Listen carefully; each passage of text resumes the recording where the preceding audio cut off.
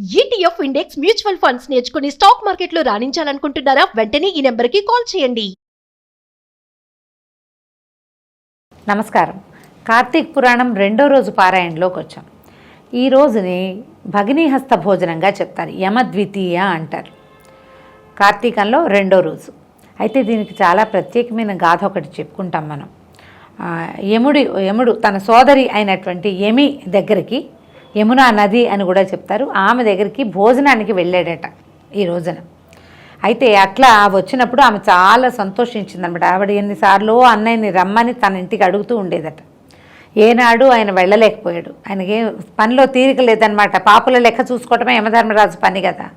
అయితే ఆయన ఉన్న క్రియాకలాపాల్లో చాలా కష్టపడి ఎప్పుడో ఒకసారి ఆయన వెళ్ళగలిగాడనమాట. ఆ వెళ్ళగలిగిన రోజుని ఆమె ఇది జ్ఞాపకం పెట్టుకొని ఈ రోజును ఇలా ప్రత్యేకమైన దివసంగా చేయమని అడిగింది. ఆమె అడిగిన తర్వాత ఈ రోజుని యమద్వితీయగా అక్క చెల్లెళ్ళు అన్నదమ్ములకి భోజనం పెట్టే రోజుగా భగినీహస్త భోజనం అని మనకి క్యాలెండర్లో ప్రత్యేకంగా కనిపిస్తుంది.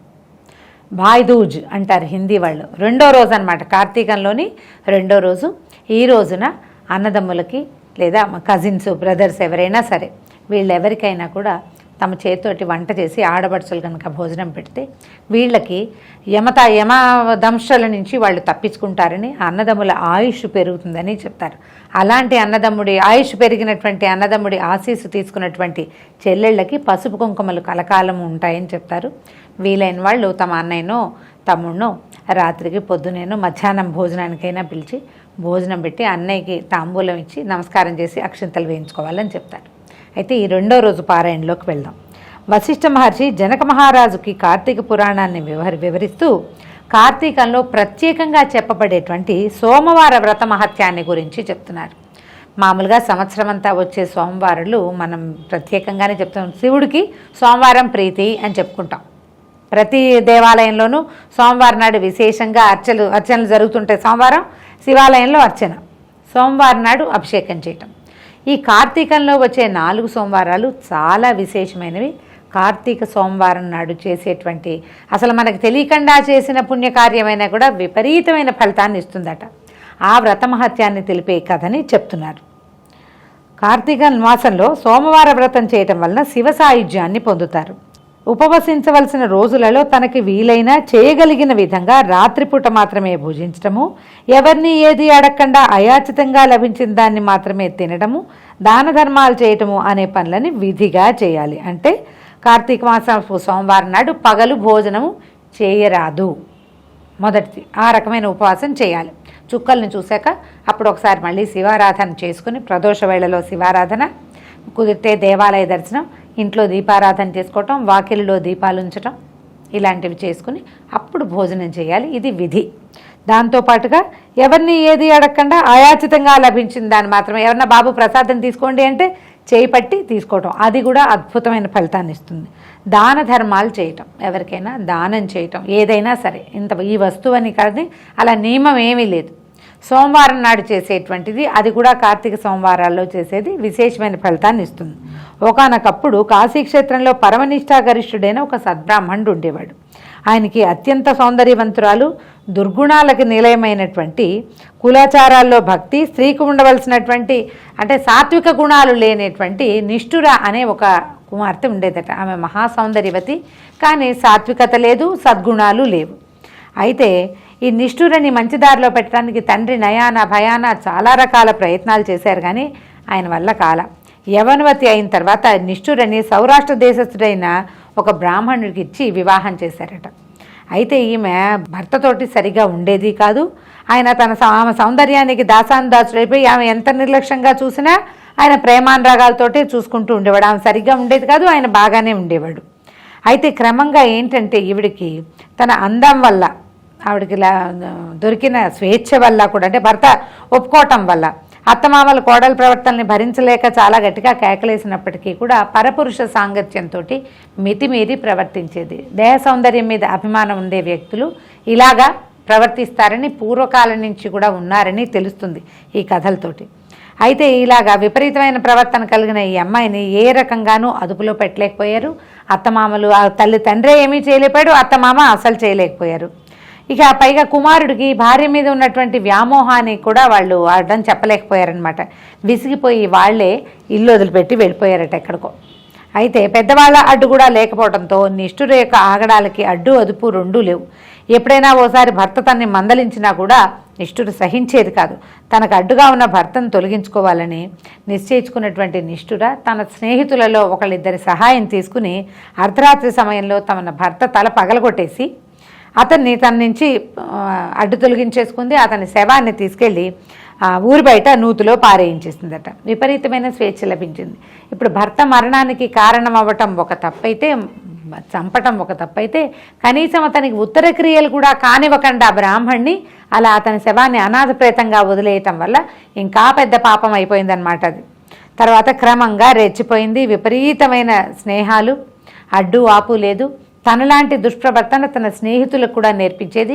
ఎవరైనా భర్తలతోటి కుదురుగా సంసారం చేసుకునే స్త్రీలు చూస్తే ఆమెకు నచ్చేది కాదట. నచ్చక వారికి ఇతర పురుషులతోటి స్నేహాలు కల్పించి ఒక విపరీతమైన మితిమీరిన విశృంఖలమైన ప్రవర్తనతోటే ఉంటూ ఉండేది. క్రమంగా అందరూ చీదరించుకునే వాళ్ళ అమ్మాయిని. అయితే ఎల్లకాలము యవనావస్థ ఎవరికీ ఉండదు. ఏ కాలంలో అయినాను కొంతకాలానికి వార్ధక్యం ముంచుకొచ్చినటువంటి నిష్ఠురిని ఎవ్వరూ ఆమె దగ్గరకు వచ్చేవాళ్ళు, అందరూ చీదరించుకునేవాళ్ళట, ఆదరించేవాళ్లే లేరు. అయితే కొంతకాలానికి ఒంటరిగా ఉండి తొలి కాలంలో 3-4 మగవాళ్ళు తోడుగా ఉండే ఆమెకి క్రమంగా ఏమైంది, ఎవరికైనా వృద్ధాప్యం తప్పదు కదా. అయితే వృద్ధాప్యం వచ్చేసరికల్లా ఈమె ఒళ్ళంతా ఒక రకమైన రకరకాల తిరుగుళ్ళు, మంచి దుష్ప్రవర్తన వల్ల, మంచి ప్రవర్తన లేదు కదా, ఒంటి నిండా వ్రణాలు వచ్చి వాటి నుంచి చీము రసి కారుతూ చాలా బాధపడేదట. క్రమంగా కుష్ఠవ్యాధిలోకి దించింది. చుట్టుపక్కల ఎవ్వరూ ఆమెను చూసేవారు కాదు. అవటానికి బ్రాహ్మణ జాతికి చెందిదైనా ఆమె వాళ్ళ తన బంధువులు ఉండే ప్రాంతాల్లో ఉండటం కూడా ఏనాడో మానేసింది. ఆమెను చూసేవాళ్ళు ఎవరు లేరు. ఒంటరిగా ఉండి ఎన్నో రకాల బాధలు పడి ఈ కుష్ఠవ్యాధితోటి తీసుకుని చివరికి ఎప్పుడో మరణించింది. మరణించిన తర్వాత కూడా ఆమె ప్రేతానికి సంస్కారం సరిగా జరగనే లేదు. జరగవలసిన క్రియలు ఏవీ లేవు. ఆమె భర్తకి ఏం చేసిందో అంతకంటే అధ్వాన స్థితిలోనే ఈమె మరణించింది. ఈ మరణించిన తర్వాత యమభటులు వచ్చి నిష్ఠురిని యమలోకానికి తీసుకెళ్లారు. ఆమెను చూసిన యమధర్మరాజు చిత్రగుప్తుని ఆదేశించట, ఈమె చేసిన పాపకార్యాలు ఏమిటి, పుణ్యకార్యాలు ఏమిటి ఈవిడికి శిక్షలంటే ఆమెకి లభించినన్ని శిక్షలు అప్పటి వరకు ఏ స్త్రీకి నరకంలో పడలేదట. అన్ని శిక్షలు వేశారు. ఆమె ఎర్రగా కాల్చిన ఇనప వాటితోటి, ఇనప ఏమనాలు చువ్వలతోటి, మళ్ళీ చెప్తాను, ఎర్రగా కాల్చిన ఇనప సువ్వలతోటి వాతలు పెట్టారట. కుంభీపాకం అనే నరకంలో వేశారు. రకరకాల జంతువులు పురుగులతోటి కుట్టించి జంతువులతోటి తొక్కించారట. ఎన్ని రకాల శిక్షలు వేశారో. ఇన్ని శిక్షలు వేసిన తర్వాత కూడా భూమి మీద అనేక జన్మలు, అంటే దౌర్భాగ్యపు జన్మలే జన్మించి చివరికి ఒక కుక్కగా జన్మించిందట. ఇక ఆ జన్మలు ఏంటంటే కుక్కకి, వీధి కుక్కకి ఏం దొరుకుతుంది, ఆహారం. ఇప్పట్లాగా కుక్కల్ని పెంచుకునే రోజులు కావవి. ఎన్నో జన్మలు, కుక్క జన్మలు ఎత్తిన తర్వాత ఒకసారి కుక్క జన్మలు ఆమె చివరి జన్మ అన్నమాట అది. నిష్ఠుర ఆకలితోటి కరకరలాడిపోతూ నకనకలాడుతూ ఆహారం కోసం అన్ని చోట్ల అల్లాడుతూ తిరుగుతోందట. అది కార్తీక మాసం అవటంతో దేవాలయాల్లో అన్ని చోట్ల కూడా ఉపవాసం చేసి బలియన్నాలు వేసే విధానం నడుస్తుందన్నమాట. ప్రతి దేవాలయంలోనూ దర్శనం చేసుకున్న వాళ్ళు బలి కోసం కొంత ఆహారాన్ని దేవాలయం బయట విడిచిపెట్టి ఆ తర్వాత ఇళ్ళకి వెళ్ళి భోజనాలు చేసే పద్ధతి ఉంది అప్పుడు. అయితే ఇలా జరుగుతుంటే కార్తీక సోమవారం కనుక ఆనాడు ఒక విప్రుడు పగలంతా ఉపవాసం ఉండి కార్తీక సోమవార వ్రతం చేసుకుని పూజ చేసుకుని ఆ ప్రసాదాన్ని ఆరు బయట పెట్టి నక్షత్ర దర్శనం చేసుకుంటున్నాడు. ఇంకా ఆయన భుజించల, పూజ అయ్యింది, ప్రసాదం పట్టుకొచ్చి బలి అంటారు, బలి అన్నము అంటారు. ఆ అన్నాన్ని తీసుకొచ్చి బయట పెట్టాడు. ఒక ఆకు తీసుకొచ్చి బయట పెట్టాడు. ఎవరో ఒకళ్ళకి అని, జంతువులైనా తీసుకుంటాయి, ఎవరైనా మనుషులు కనపడితే వాళ్ళని కూడా భోజనానికి పిలుస్తారు, సహభోజనానికి. ఈ కార్తీక సోమవార ఉపవాసాల్లో ఇది చాలా ప్రత్యేకంగా చెప్తారండి.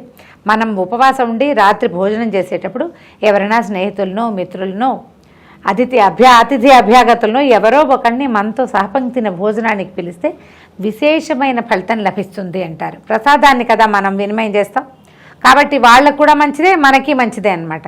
ఈ అన్నాన్ని తీసుకొచ్చి బయట పెట్టాడు. పెట్టేసరికల్లా ఈ పగలల్లా ఆకలితోటి తిరుగుతున్నటువంటి సునకంగా ఉన్న నిష్ఠుర ఆరు బయట పెట్టబడినటువంటి ఆ బలి అన్నాన్ని తిన్నదట. అయితే పగలల్లా ఉపవాసం ఉండి దానికి తిండి దొరకల, పొద్దుటి నుంచి తెల్లవారిన దగ్గర నుంచి రాత్రి చీకటి పడిన తర్వాత శివప్రసాదమైన ఈ బల్యన్నాన్ని తినేసరికల్లా ఆ కుక్కగా ఉన్నటువంటి ఆ నిష్ఠురకి పూర్వజన్మ స్మృతి కలిగిందట.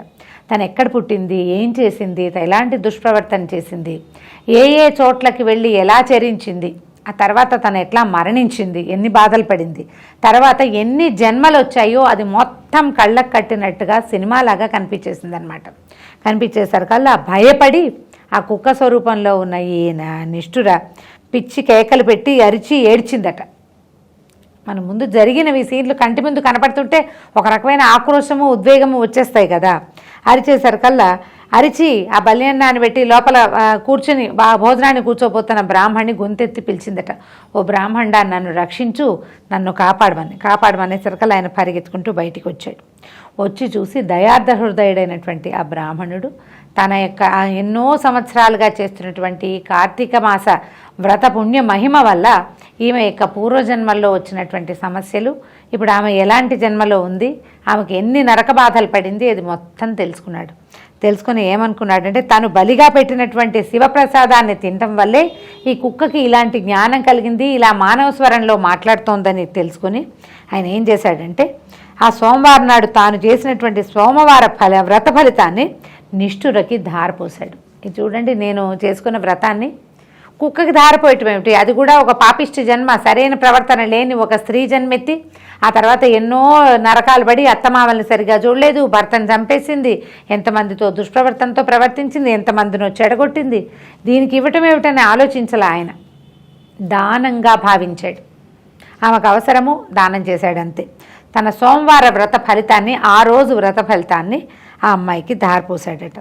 అయితే దాంతో ఆ కుక్క యొక్క జన్మజన్మాంతరాలలోని పాపాలన్నీ పటాపంచలే దివ్య రూపం లభించింది, శివానుగ్రహం కూడా కలిగింది. కైలాసం నుంచి పుష్పక విమానం వచ్చిందట. నిష్ఠురను దానిలో ఎక్కించుకుని శివుని సమీపానికి శివ పార్షదులు, శివ భటులు, శివుని ప్రమథగణాలే స్వయంగా వచ్చి ఈ నిష్ఠురని తమతో తీసుకెళ్ళిపోయినాయి. అవశ్యం అనుభోక్తవ్యం కృతం కర్మ శుభాశుభం అంటుంది శాస్త్రం.